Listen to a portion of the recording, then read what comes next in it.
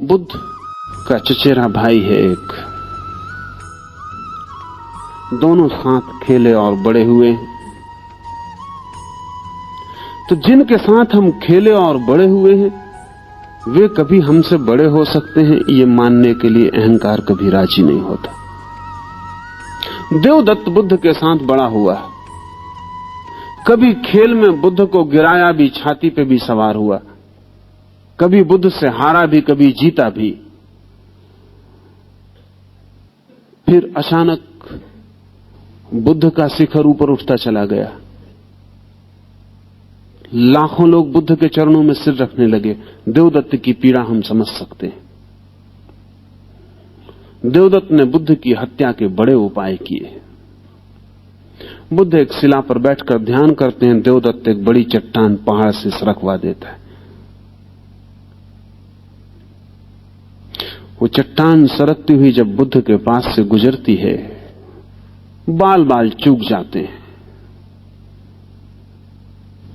तो बुद्ध का एक शिष्य बुद्ध से कहता है, ये दुष्ट देवदत्त।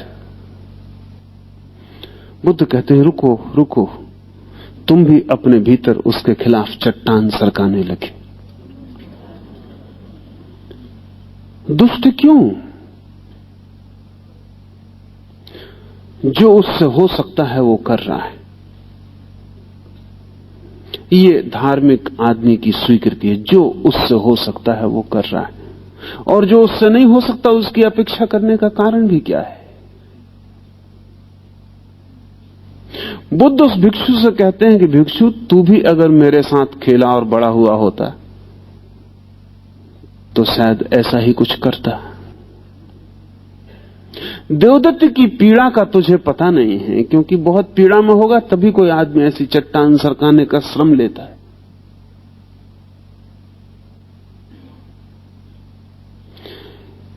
इस आदमी को ध्यानी कह सकते हैं हम, क्योंकि यह आदमी देवदत्त क्या कर रहा है इस पर फिक्र नहीं करता, इसके भीतर क्या हो रहा है इसकी ही फिक्र है। बुद्ध आंख बंद कर लेते हैं, वो चट्टान सरकती नीचे के खड्डों में चली जाती, शोर करती, और बुद्ध आंख बंद किए रहते हैं। घड़ी भर बाद वो भिक्षु फिर पूछता है, आप क्या सोच रहे हैं? बुद्ध कहते हैं, मैं अपने भीतर देख रहा हूं कि देवदत्त ने जो किया उससे मेरे भीतर क्या होता है। अगर कुछ भी होता है मेरे भीतर तो चट्टान से मैं बच नहीं पाया, चोट लग गई। अगर जरा सी भी खरोंच मेरे भीतर आती है तो देवदत्त सफल हो गया। यही वो चाहता है। अगर मैं भी एक चट्टान लेके उस पर दौड़ पड़ूं और उसके ऊपर चट्टान फेंक दूं तो उसकी सारी पीड़ा मिट जाए। यही वो चाहता है। समझ जाए कि ठीक है, कोई गड़बड़ नहीं, उसकी फिर कोई ईर्ष्या ना रह जाए। उसकी ईर्ष्या यही है, उसकी तकलीफ यही है।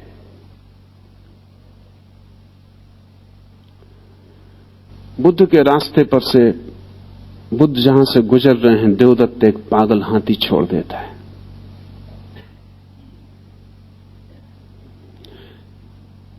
अब तो ये बात कथा जैसी लगती है, लेकिन कथा नहीं है, और आज नहीं कल विज्ञान इसकी गहराइयों में उतर जाएगा और ये कथा नहीं रह जाएगी। पागल हाथी बुद्ध के पास आता है और चरणों में सिर झुका के खड़ा हो जाता है। वो पागल था। लगता है कहानी है, क्योंकि पागल हाथी क्या फिक्र करेगा बुद्ध की।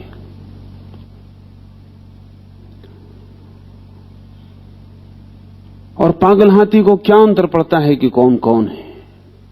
पागल हाथी तो पागल ही होगा। इसमें थोड़े से फर्क हैं। पागल आदमी अगर होता तो शायद बुद्ध की फिक्र ना भी करता, क्योंकि आदमी से ज्यादा पागल होने वाला जानवर जमीन पर दूसरा नहीं है।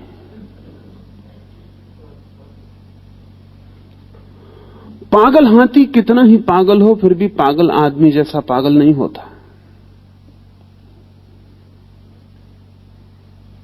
और जानवरों के पास एक अंतः प्रज्ञा होती। बुद्धि तो उनकी नहीं काम करती, लेकिन उनका हृदय संस्पर्शित होता है। अब वैज्ञानिक विशेषकर जो साइकिक रिसर्च पर काम कर रहे हैं पश्चिम में, उनका कहना है कि जब कोई आदमी बिल्कुल शांत होता है तो उससे एक खास तरह की तरंगें उसके चारों तरफ फैलनी शुरू हो जाती। आपसे भी तरंगें फैल रही, सभी से तरंगें फैल रही। हर आदमी तरंगों में जी रहा है और हर आदमी प्रतिपल एक झील है गहरी जिसमें तरंगें उठ रही हैं।